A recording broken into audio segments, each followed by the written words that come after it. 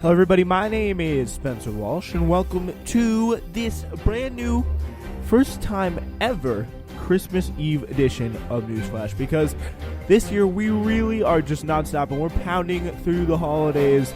We're going to be pretty quiet next week, but we will be very, very busy throughout the remainder of the holiday period because we know you got to keep stocked up with podcasts, and we're here for you on the content.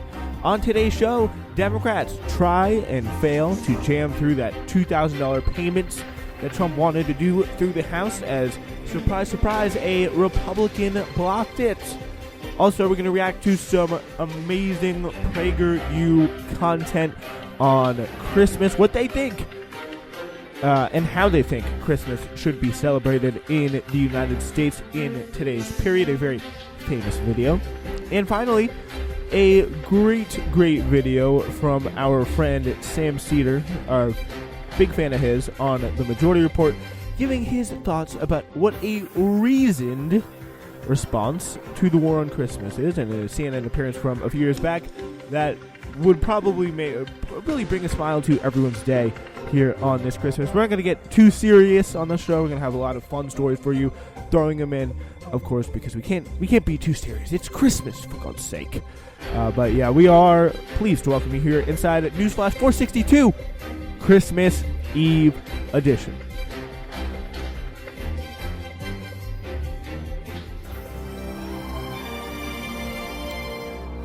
But, of course, we have to eat our vegetables first and only really talk about the health and safety of the American economy at this point.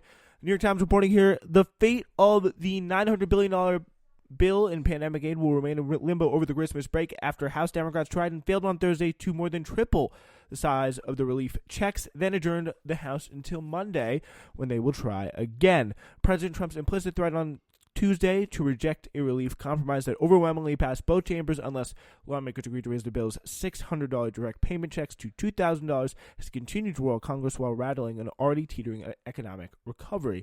And again, here's the thing that a lot of people the people who are writing this and are really trying to push this narrative that they don't want to acknowledge is that an economic recovery where people don't get these $2,000 checks is going to be a very, very poor, crappy economy and lead to a very unstable, gilded economy. If we don't have a fair and balanced economic recovery, then it's going to really lead to serious problems down the road. Like, this kind of stuff is just not going to go away here. Trump decamped from Mar-a-Lago, his Palm Beach, Florida club, on Wednesday without saying another public word on the relief bill's fate, leaving both parties to guess whether he really intends to veto the long-delayed measure, which includes the pandemic aid, as well as funding to keep the government open past Monday. The result of this function is that millions of Americans who were counting on relief in the immediate future, or even continuing unemployment checks, are not going to get them, barring a surprise bill signing in Florida. On Thursday, the government publishing office finally finished physically printing the nearly 5,600-page package, and congressional leaders signed it before it was to be flown to Florida by the White House for Mr. Trump's possible signature. But if the president does nothing, the legislation and its relief will die on January 3rd with the statutory end of the 116th Congress and government funding, extended unemployment benefits, and continued eviction moratorium will have lapsed even before then. I think the unemployment stuff lapses literally the day after Christmas. And keep in mind, I believe he is still about like next Sunday. That's when January 3rd is to get this signed. And I think really I think it's incumbent on really not just Trump here, but a lot of people, pretty much everyone involved, has some massive hand in some massive piece of responsibility. Yeah, it is next Sunday, January 3rd. Sorry, not this upcoming Sunday, but the Sunday after that. Not the 27th, but the 3rd. Those are the next two dates of Sundays from now. But, I mean, we really have to, I do want to give you the timeline of this, because I think it's very, very important to just set the record straight on this with the stimulus. I mean, in this crazy world, it seems like every few weeks there's an insane turning point through the looking glass moment. For example, like Trump getting COVID, or the surreal election night speech and comically absurd Stop the Steal campaign, for example. But no matter how insane, things always seem to go back to normal within a few days after one of those stories dies down. House Speaker Nancy Pelosi, Democrat of California, started off the summer legislative period, if you remember, by pushing the HEROES Act through the House in May. It pretty much hit all of the key Democratic boxes, from large amounts of state and local aid, individual direct checks of either $1,200 or $2,400, dependent on income, limited student loan forgiveness, a continuation of the vital $600 a week additional unemployment insurance, rental mortgage assistance, even hazard pay for frontline workers. It was, for whatever it was, a pretty progressive offering put forth, especially with you when you consider the standards put in place by the Democratic leadership, what you would normally expect from them. Here's the thing. It was also clearly dead on arrival in the Mitch McConnell Senate. Almost like it was a completely performative exercise designed to signal only a vague commitment to progressive economic policy in the wake of a global pandemic and massive economic recession. Don't believe me? Just follow the path of Pelosi's own actions after she passed the HEROES Act in May. After she passed the DOA bill, she kicked back her feet, showed off her marvelous fridge filled with delicious ice cream, if you remember, during the heat of the Black Lives Matter protests, and was dismissive of negotiations with Trump and McConnell's camps, completely eviscerating various GOP officers time and time again over the fall and summer months. To be fair, these deals were far from anything a serious Democratic leader should have 100% accepted. The HEALS Act, McConnell's obnoxiously named answer to HEROES, of course, all the acronyms actually spell out helping economics, like some acronyms, you know. So McConnell's answer was released in July and included a meager $200 a week of extra unemployment benefits and had a grotesque 5-year corporate liability shield. Still, notably, this bill included the communist $1,200 monthly direct checks offered in the first round. Keep in mind here, this was, again, the Republican starting position was to keep these $1,200 checks in there, in the bill. It was definitely something a moderate of the Reagan era, like Pelosi, could have worked it with, and most likely would have, had there not been a pretty heated presidential election that she was trying to win in November. Undoubtedly, any economic stimulus in the middle of a global pandemic and nationwide recession would have given Americans the mistaken impression we still have a government capable of basic functioning anymore, and their unemployment insurance, by the way, was also left for dead by Congress on July 31st, so just keep that in mind. As July turned to August, the lack of relief for Americans was turning deadly as more and more Americans fell in danger of missing their rent, credit card, or other essential payments. The Senate GOP consistently headed in the wrong direction on the issue. After their first bill failed, they cut the relief in half. They cut the size of the bill in half, excising state and local aid and that $1,200 payment. Finally, caught on to the communism in the bill, of course. Leader Chuck Schumer, Democrat of New York, was correct in calling the bill emaciated and stopping it in the Senate with the help of draconian Representative Rand Paul. But things did get better, and Pelosi probably should have been a lot happier then. On October 9th, as Steve Mnuchin, representing the then recently COVID-ridden president, came forward with a $1.8 trillion stimulus bill.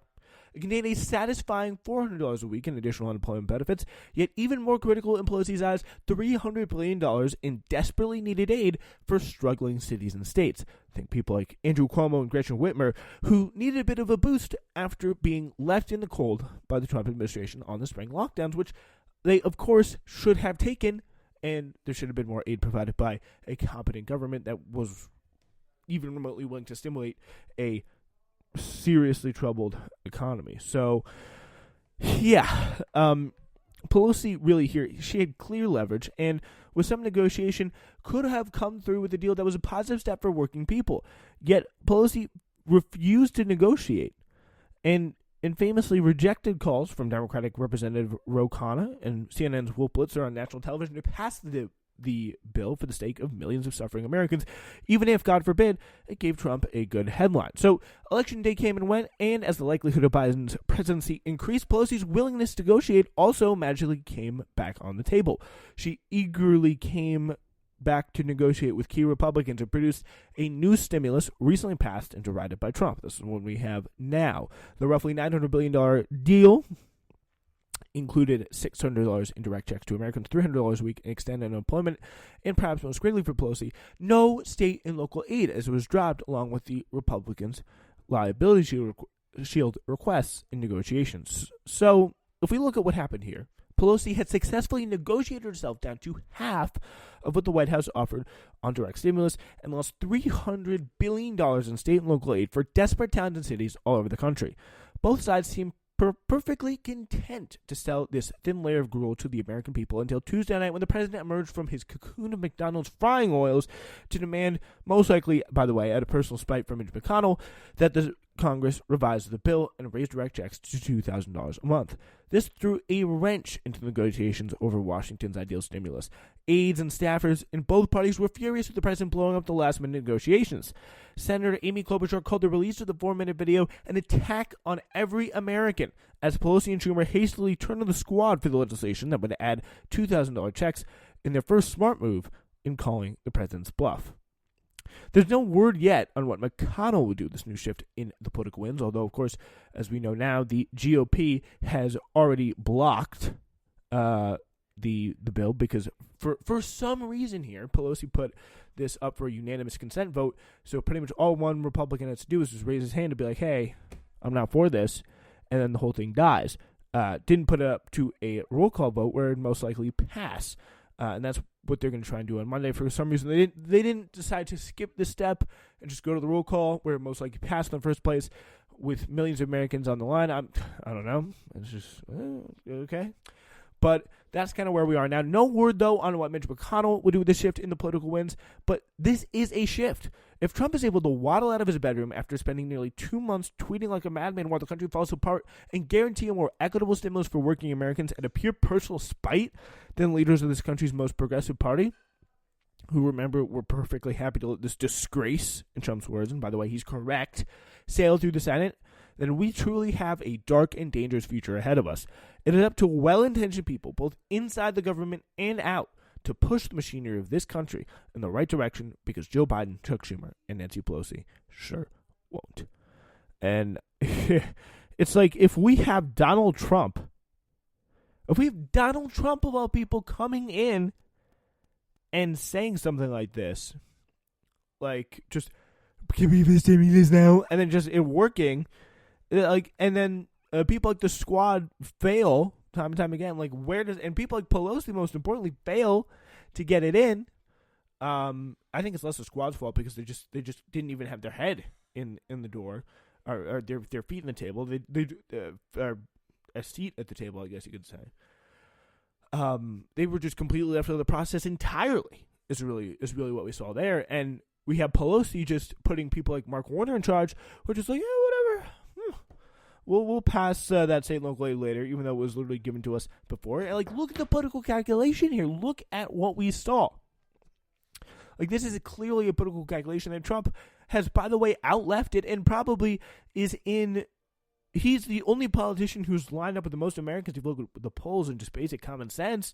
And what impact, what effect is that going to have on the future of the Democratic Party? It's not going to be good. It's just not going to be good. All right, so we will keep you posted on that definitely in the future. So that's going to be something definitely worth following in the future. But now we'd like to take you back to November 28th, 2016, just 4 years ago, where we had an iconic video put forth by Prager U entitled Just Say Merry Christmas. For today's Christmas content, we begin with a little bit of Prager U telling us why it's so important to drop that happy holidays, end the war on Christmas, and celebrate Jesus once and for all. The change from wishing fellow Americans Merry Christmas to wishing them... First of all, it's Dennis Prager, by the way. He's the OG, obviously the founder of Prager U, famous author of the two-part, by the way, articles. Two articles to be precise, about why a woman should have sex with a man when not in the mood. Happy holidays is a very significant development. Proponents of happy holidays argue it's no big deal. Proponents of Merry Christmas are making a mountain out of a molehill. But the happy holidays advocates want it both ways. They dismiss opponents as hysterical, but at the same time, in addition to replacing Merry Christmas with happy holidays, they have relentlessly pushed to replace Christmas vacation with winter vacation.